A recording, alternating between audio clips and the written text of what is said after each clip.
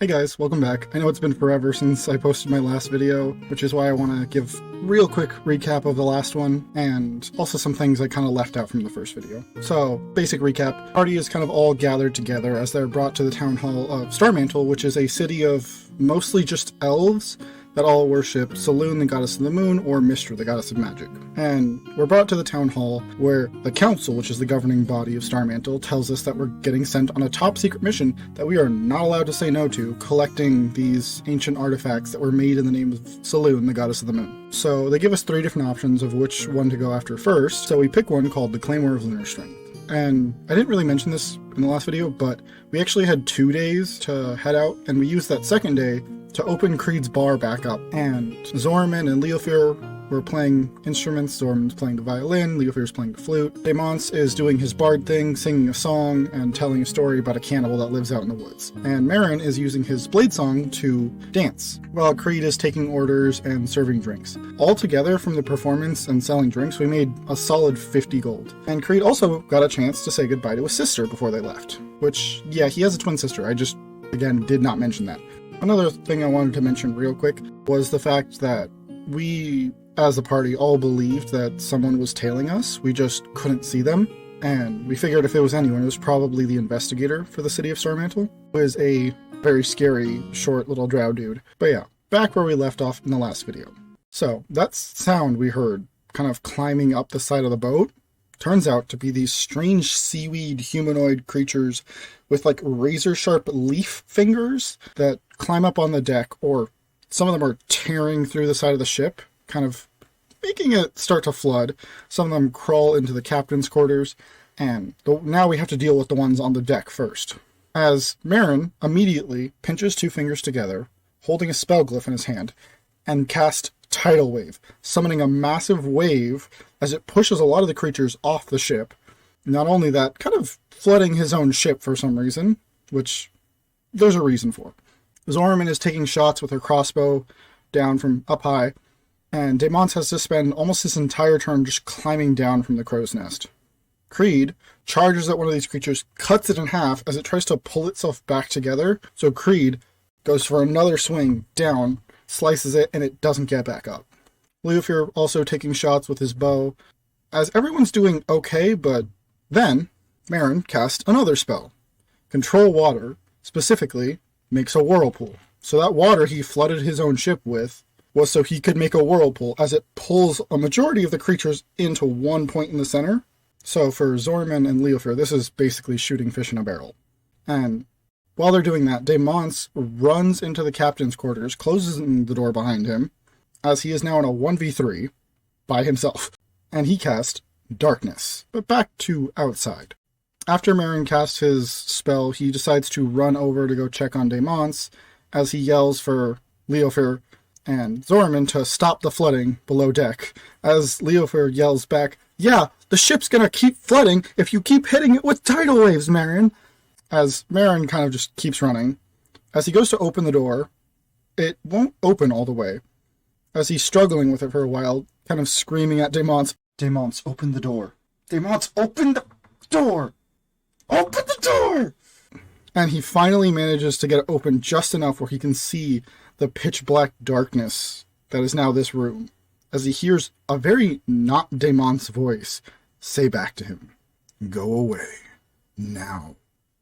As the door slams in Marin's face, and before he can really process that, he hears the kind of wet seaweed creature running up from behind him as he spins around, and it gets shot through the head by an arrow from Leofir.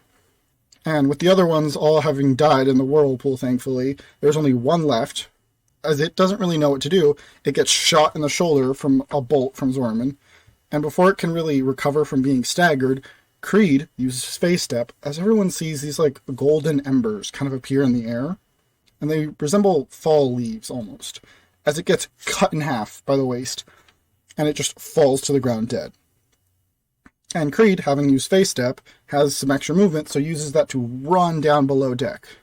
As all of that happens, everyone kind of collectively has a sigh of relief as they realize they've gotten a majority of the creatures. It's very short-lived, unfortunately, as everyone hears a loud snap and crunch sound from below deck. Almost like when wood snaps, But Zorman and Marin decide to go check it out, as Zorman also uses Face Step to get there faster, running down the stairs, and Marin just kind of has to dash. So Marin gets to the bottom of the stairs first, and Zorman kind of slides down the railing, as they both see a large creature kind of looming over Creed. And if you're wondering where the elk and the wolf are, they're in the corner of this floating ship, just kind of hiding. But Zorman, without a real clear sight of what this thing is, takes a few crossbow shots at it, and only manages to hit 2 and does a decent amount of damage, as they both get to the bottom of the stairs and get a clear view of what's happening. As they see Creed just hunched over, as blood is just spilling out of his chest, and they see 2 broken, shattered ribs sticking out of his abdomen, as Creed is coughing and trying to get back up to his feet while just glaring at this creature, which, now that they can see better, is a massive shambling mound. So, Marin, seeing this, runs to Creed's defense, pulls out his trident, and throws it as hard as he can at the shambling mound, and unfortunately rolls a natural 1 as it bounces off of the shambling mound. Marin runs up, grabs it out of the water as he goes in for a stab, and the shambling mound, seeing this, bats it away like it's a toy as he rolls another natural 1. His trident gets stuck in the ground, and Marin basically lost his entire turn because of bad luck. Just a brief moment, the fight kind of pauses as both Creed and Zorman give Marin a look of disappointment. Marin, what the heck was that? That wasn't my fault, what do you mean? But real quick, I want to explain something. In Light of the Silver Moon, we use a system called Crit Confirms, which is just a different way of using critical hits.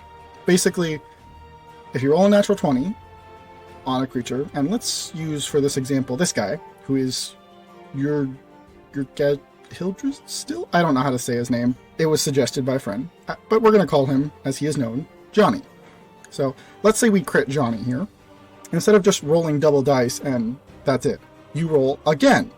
And if your next roll meets or beats their AC, then instead of just rolling double dice, you roll double dice and double damage if you confirm. So that's what just happened to Creed as he got punched in the stomach by the shambling mound. So Creed, kind of staggering up to his feet, gets a better look at this shambling mound as he finally goes into a rage. He pulls off his coat, drops it into the water below, as again the ship is still currently flooding. Creed winds up, goes for a swing, and uses Reckless Attack. As he swings, the first roll is a 13. With advantage, it becomes a natural 20. So the DM tells me, okay, roll to confirm.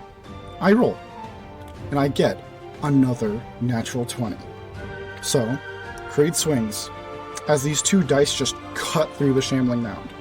With one swing from his greatsword, cuts this monster in half, as it falls to the ground dead from 1 attack. And this little victory isn't really, again, there isn't much time to celebrate this, as the ship is still sinking. So both Marin and Creed run over to kind of patch up the holes in the ship and try to seal it as best they can. As they start bailing out water, Marin remembers Daemons is still by himself, so he runs up the stairs as fast as he can and sees Daemons casually walking out of the captain's quarters, completely unharmed. As he tries to ask him, Daemons, what happened? Daemons doesn't respond. Daemons just kind of brushes him off and goes back up into the crow's nest. And he never really gets an answer of what happened. He does check out the captain's quarters, and it's just empty. So back below deck, after they've bailed out a lot of the water, Leofear takes a look at Creed and his injury, which is another system we use called Serious Injuries. Basically, if you ever take a hit that does more than half of your maximum health in one hit, then you take a serious injury, which means you roll a d6 and determine where you got hit. Creed rolled a 5. But on a 1 to a 2, you have a broken arm, which means you have disadvantage on attacks and any checks that use your arms. On a 3 through a 4, you have a broken leg, which means your speed is halved and you have disadvantage on any checks that use your legs. Also, if you ever have 2 broken legs, you just become prone and can no longer walk. On a 5, which remember is what Creed was hit with, you have broken ribs, which means you have disadvantage on death saving throws, which Creed is going to have for the next 2 months. But moving on, rolling a 6, means you have a fractured skull, giving you disadvantage on a variety of different mental checks, as well as disadvantage on concentration saving throws, which is brutal for some spellcasters. Also, everyone in the party but Creed is a spellcaster of some kind. So, that would not be good for them. But there's an interesting thing about this. As Leofear is looking at Creed, he notices something odd. Creed, who, his ribs were sticking out, shattered into pieces. His ribs have already kind of pulled themselves back into place. Not repaired themselves or fixed, they're just back where they should be. Even the skin is starting to kind of heal over already. And Leofear tries to ask Creed about this, and he kind of just shrugs. Creed, is it normal for you to heal super fast? Because I've never seen anything like this. Did you drink a healing potion or something? As Leofear tries to get gauge something from Creed's reaction, as he kind of eyes go wide for a minute when he hears this, and the normal orange of his glowing eyes goes to a very light blue as he tries to avoid eye contact with Leofear. Okay, I'm just gonna assume that's normal. After that, a few days pass as the party continues traveling. The next few days pass pretty uneventful as everyone recovers. But late one night, as Creed's looking up at the stars, you can hear what sounds like a woman screaming for help. As out in the water, everyone starts to see some splashing, and we decide to throw a rope over as we help this person onto the deck of the ship and see a woman in very religious-looking clothing with a hood kind of covering most of her face. As we get a better look at her, she looks relatively normal with 3 big exceptions of her height. She's 6'2", which is the same height as Damon's, has a large burn scar over half of her face, and has purple eyes. And she introduces herself as Sister Freed. This lady is still really cold and shaky. Everyone's kind of rushing to make sure she's okay. We're getting her food and water and trying to dry her. Creed ends up letting her borrow his coat so she doesn't freeze, and she decides she's going to sleep on the deck. But as Creed gives her his coat, she kind of gives him a look, almost like when you recognize someone. Wait a minute. Your mask, I mean, it's interesting. I like it. And Creed's a little puzzled by this, but he just kind of gives her a smile. So Creed decides to stay nearby as he sleeps on a different part of the deck, just to make sure if something happens or if she needs something, he can help her. But later that night, both Creed and Damon's see her standing near the edge of the ship as they both kind of snap awake. And she pulls a massive scythe out of her cloak. As she kind of winds it back, before they can say anything, she swings it, cutting through the air, flying away through the night sky, leaving a trail of red energy behind her. As Creed just kind of stares in awe at what he witnesses, he realizes something. Wait a minute, she stole my coat! And the next morning, the party finds a very sad, little disheveled Creed on the ground, missing his coat. Everyone, I checked this morning, and we're starting to run low on supplies, so we should probably try fishing or stopping by the nearest town. It's not a bad idea, so... Meanwhile, Creed, who's still kind of sulking in the corner, eventually decides he wants to try fishing too, after seeing everyone else do pretty well. But he doesn't have any fishing equipment, so he decides to use his whip. And Demons actually takes note of his whip, as it has a very unique design. It resembles thorns, and the end of this whip, instead of having some kind of weight, has these 3 long pieces of metal with even more thorns that resemble barbed wire. When Demons asks where he got it, Creed gives no answer, and just kind of continues to try to fish with this whip.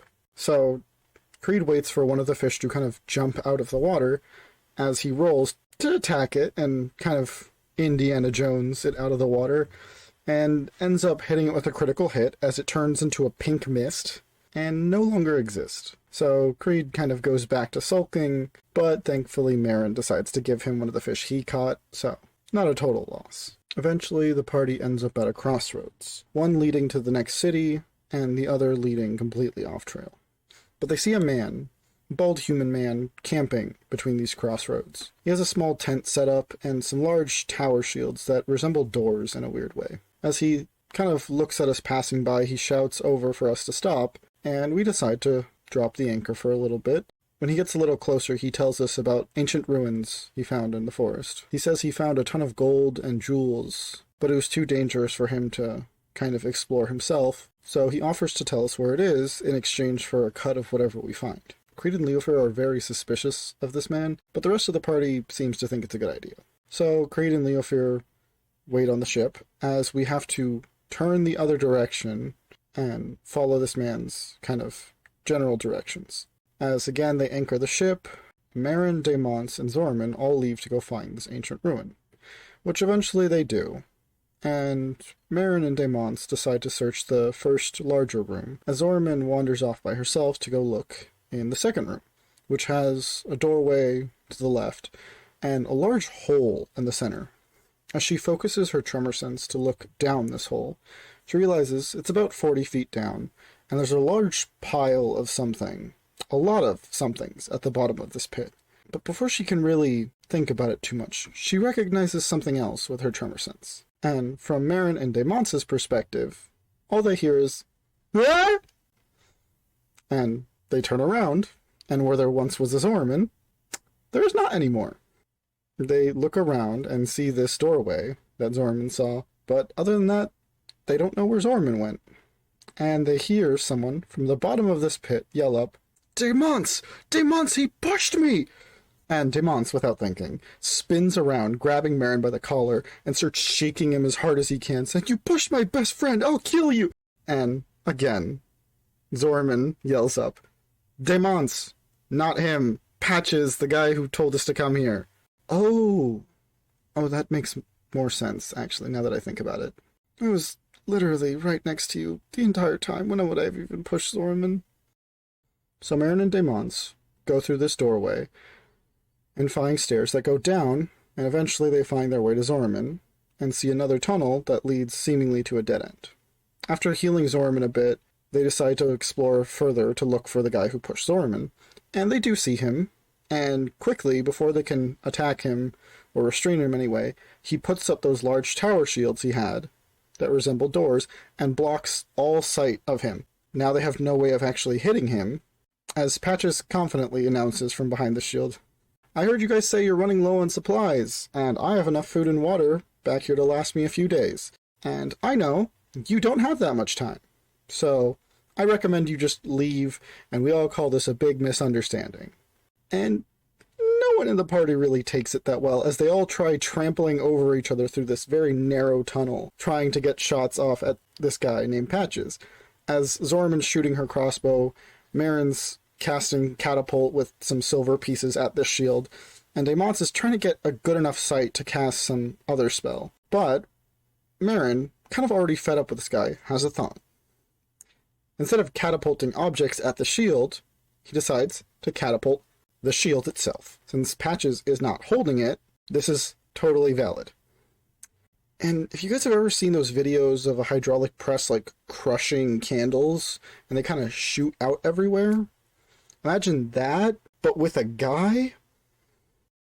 So, moving on, Daemons eventually kind of helps Zorman out of these weird tunnels, and they start heading back to the ship. And Merrin's fine, mentally, as the party has to double back around, wasting a little bit of time, but still relatively on schedule. The next morning, the party makes it to the city of Elturel. And that's where I'm going to end this video. I promise the next video will not take nearly as long. I'm going to be a lot more active. It's just been kind of a crazy year. But yeah, with that, thank you guys so much for watching this video and letting me tell this story. I will see you guys next time.